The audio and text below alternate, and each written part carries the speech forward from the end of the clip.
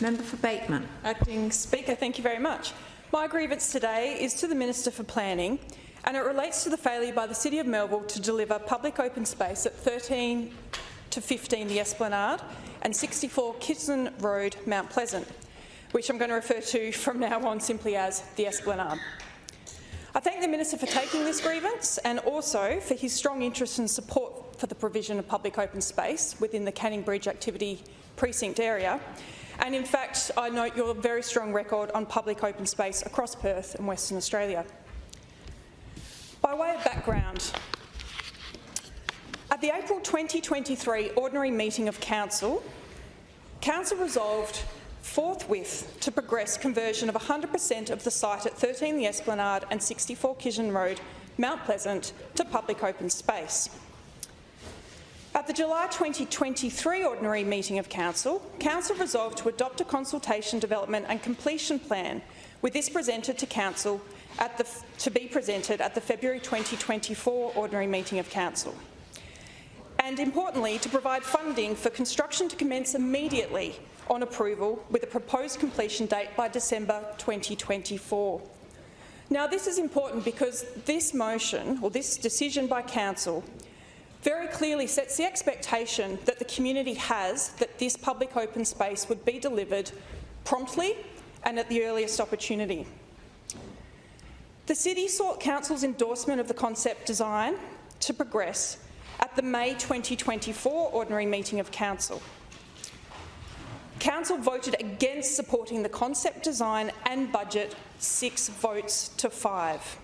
So that is, the City of Melville Council decided not to fund the decision that it had adopted earlier in April the year before. This was despite the officer's recommendation to support the park and also despite the early decision that I referred to in April of 2023. And I say again, the decision was to forthwith progress conversion of 100% of the site at the Esplanade. So what changed from that April 2023 decision to May 2024?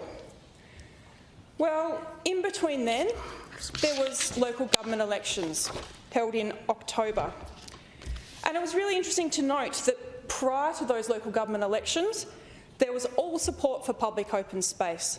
Many of the candidates went out and put on record their support for delivering more public open space, and particularly within that Canning Bridge precinct area. Now, I can't speak for the individual motivations of those councillors who voted against funding the park in May this year, but I will note that leadership is about action, and trust is about doing what you said you were going to do. So the councillors who voted against this decision, that is, they did not approve the funding for the delivery of the park at the Esplanade, were Mayor Katie Mayer, Councillors Woodall, Robbins, Hong, Spanbrook and Green. Councillor Terry Lee was excused due to a declared conflict of interest, and Councillor Wheatland was absent from the decision. These councillors have failed to uphold their own council decision, and they have failed to reflect the clearly articulated wishes of the community to deliver on this public open space. Now, as a member for Bateman, I know how important public open space is to my community, and I know this for a number of reasons. We rezoned, that is, the former Minister for Planning, Minister Saffioti, rezoned public open space in the community following a very strong localised and organic campaign for 13 state-owned parks. Now, this rezoning was to turn it back into public open space, but it had been zoned residential by the former City of Melville and the former Barnett government. Verge Trees in Kintail Road was another strong community campaign that I've led, and I have the support of the current Minister for Planning to go through the process to ensure that those verge trees will be protected. And then, of course, in relation specifically to this issue, we had 2,797 signatories that were put together by the Melville City Climate Action Network, calling for the City of Melville to fund the delivery of this park at the Esplanade. Now, that's 2,797 signatories across the City of Melville area, not just locals who directly benefit from the park. Because I know from my work making phone calls and door knocking regularly, which is what I do, I'm out and about in my community all of the time. I've received support from people from Winthrop, from Burragoon, all parts of my electorate who recognise the critical role of public open space and who know that the provision of this space at the Esplanade site is really important. Now, I want to read, ahead of the council decision in May, I did write to the Mayor and copied in the councillors to that letter. Because of the petition, there was concern that the council wasn't going to fund this decision. And this is what I said in May.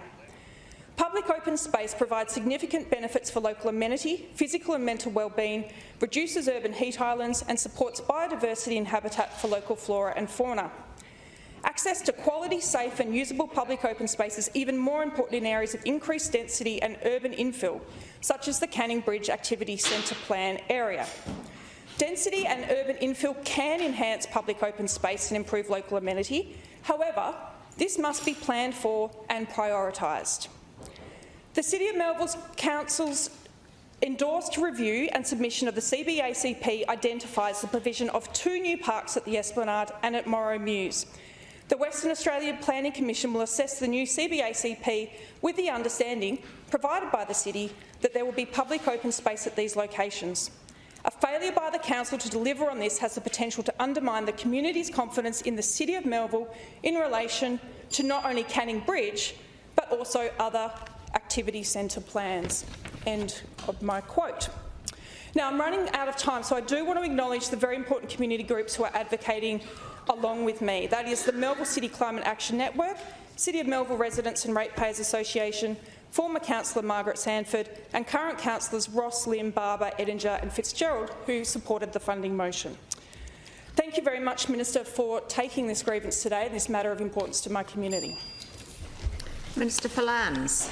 Thank you, Acting Speaker, and I want to thank the member for this grievance. And I first of all want to acknowledge her advocacy, commitment to representing and advocating for the local community, and particularly on this important issue of public open space.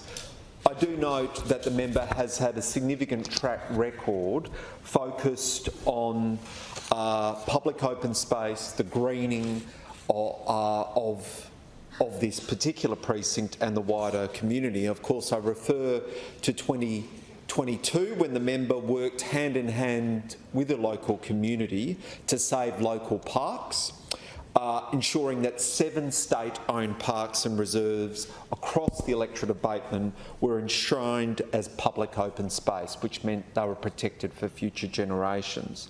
And last year, the member stood again with her community to protect the iconic verge trees along Ferb, Sleet and Kintail roads from future road widening. So these are just a small example of your commitments.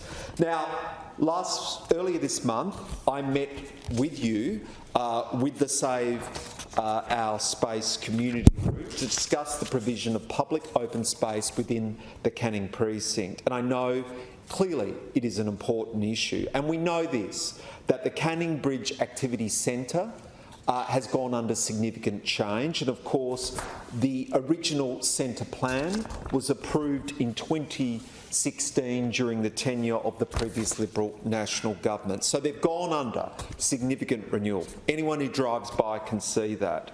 And so you need also infrastructure, including green infrastructure, to support that growth, and that includes public open space. Now, I know the local member has door-knocked 700 homes in Mount Pleasant, 500 homes in Applecross, and there is, from that door-knocking, a general sense by the community that that plan has failed to deliver community benefits like public open space. So I want to say this, there are 2 issues. The first is the council, the previous council and the current council have dropped the ball when it comes to reviewing, revising that activity plan and ensuring that the public or the community benefits deliver for the local community and their aspirations. And I just find it extraordinary that they will not consider how to best deliver a public benefit, including, for example, a cash in lieu contribution to public open space. The second part is is about who pays for these two parcels of land that you refer to, and to make them usable and beautiful public open space. And I have to say this, we know that from the growth of this precinct that the council has a larger rate base. They have a larger rate base. They have more rates, and so the community is saying spend that money in that public open space. And so despite a recommendation from the administration to fund the entire project cost, the council recently only decided to fund less than half of the $1.1 million project to convert the Esplanade site to public open space. I mean, I find this extraordinary. A council that has significant reserves, that has now a much larger ratepayer base. And what the local community is saying is, okay, you can't even fix the plan, and that is a failure by the City of Melville to to change the plan to stipulate a public community benefit. The least you can do is invest in both of those own lands as public open space.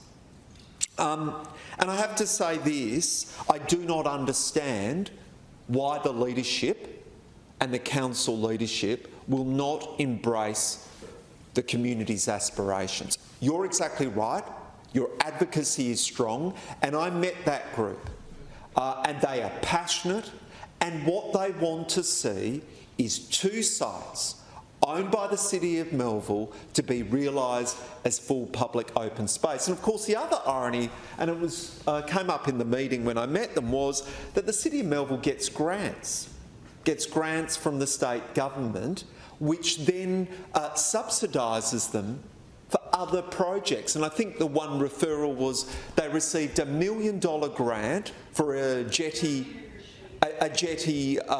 revitalisation renewal.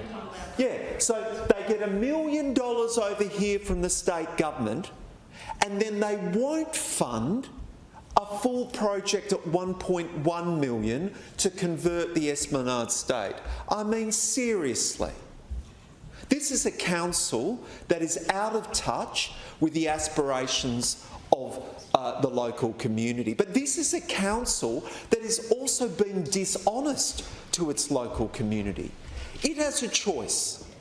It has funding.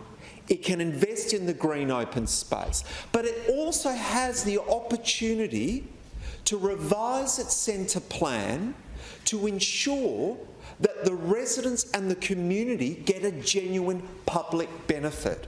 And they won't do it. They will not do it, and it makes no sense. So I applaud your advocacy. I applaud the advocacy of the Save Open Space, and I appeal to the City of Melville and the elected leadership. Listen to your community. Make those investments in green open spaces, but also review, reconsider the centre plan, and for the first time actually put forward as part of that centre plan a clear way forward to provide a public benefit for that local precinct. So again, thank you, member, for your advocacy. You're on the right side, and Save Open Space is on the right side in terms of this issue.